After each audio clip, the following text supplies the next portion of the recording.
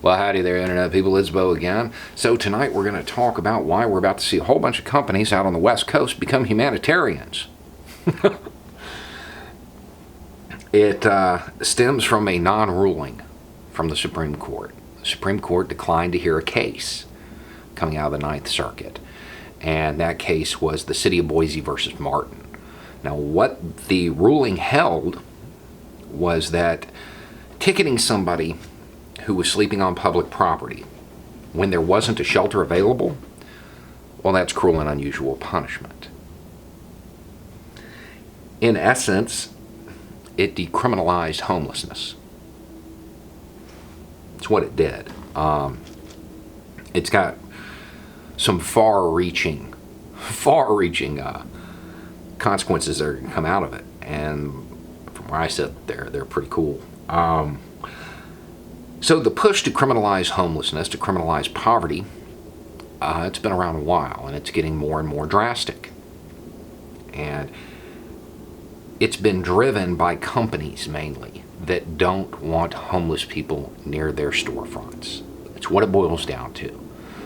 In some cases, it's wealthier citizens who don't want homeless people around their properties as well. But at the end of the day, what you're going to find out now is these people who wanted to criminalize them, lock them up, just get them out of their sight, kick the can further down the road, or in some cases beat the people further down the road into another jurisdiction, they're not going to be able to do it. So the only alternative, if they want to keep their storefronts free of people they see as undesirable, well, they're going to have to become humanitarians. They're going to have to chip into the communities they're profiting from. We're going to need homeless shelters, affordable housing. These things, it's something that's going to need to come. And I have a feeling this ruling will spread across the U.S. Right now, this only applies on the West Coast. But all jurisdictions need to look at this very carefully, because it's going to head east. This is going to migrate.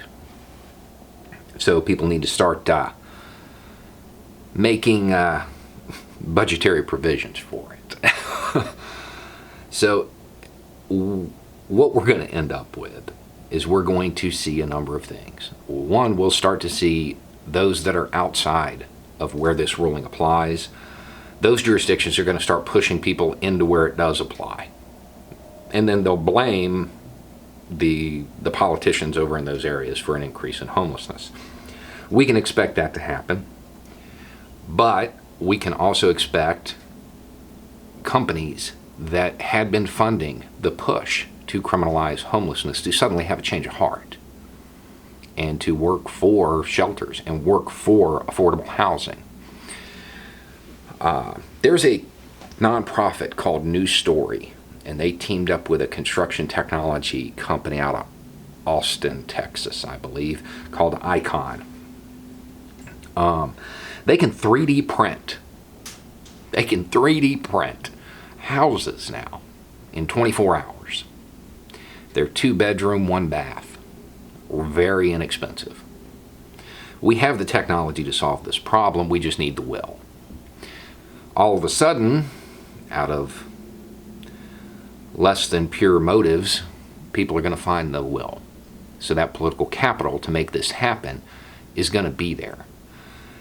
If you're an advocate for housing for all, if you are an advocate for, people who are in poverty, if you're an advocate for the homeless, now is your time. Now is your time to step up and really get in the game, because we've crossed a threshold where the courts are now saying you can't criminalize this without an alternative. You can do it if there are shelters available and they choose not to use them and there are empty beds. Well, yeah, I guess that could be a crime.